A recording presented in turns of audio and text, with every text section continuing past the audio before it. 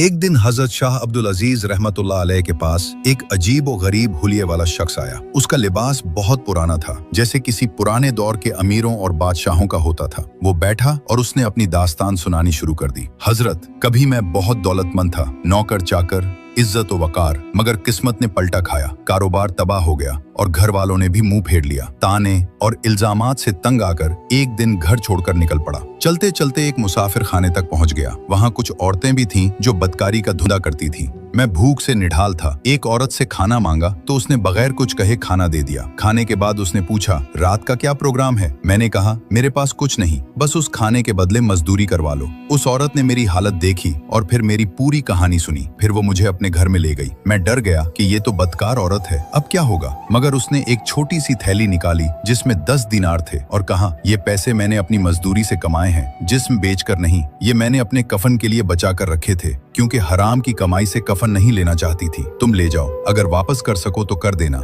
वरना ये मेरी तरफ से सदका समझ लेना। मैं वो पैसे लेकर निकला। अल्लाह ने बरकत दी। एक अमीर आदमी के यहाँ मुलाजमत मिली और देखते देखते हजारों दिनार का मालिक बन गया। कुछ अरसे बाद उसी रास्ते पर निकला तो सोचा उस औरत का एहसान चकाऊं। मुसाफिर खाने पहुंचा तो पता चला कि वो जिंदगी और मौत की कशमकश में है। मैं उसके पास गया और कहा, अब मैं तुम्हारी मदद करूंगा। उसने मुस्कुराकर कहा, अब मुझे कुछ नहीं चाहिए, मैं तौबा कर चुकी हूँ। बस एक काम करना, मेरे मरने तक यहीं रहना और उन्हीं 10 दिनारों से मेरा कफन लेना और फिर मुझे दफना कर चले जाना। वो इंतकाल कर गई। मैंने उन्हीं पैसों से कफन खरीदा और फिर उसे दफना दिया। रात को मैंने देखा कि पैसों वाली थैली गायब है। मुझे लगा शायद कब्र में गिर गई होगी। सुबह उठकर कब्र खोदी तो हैरान रह गया। न लाश थी न थैली, बल्कि एक दरवाजा था जो एक शानदार महल की तरफ खुलता था। अंदर दाखिल हुआ तो वो औरत तख्त पर बैठी थी, शहजादियों की तरह सजी हुई। मैंने पूछा, ये सब कैसे? उसने कहा, मैंने अल्लाह के लिए एक मजबूर की मदद की थी, उसके बदले अल्लाह ने मेरे सारे गुनाह माफ कर दिए और ये मकाम अता किया। अब जल्दी जाओ, बाहर निकलो,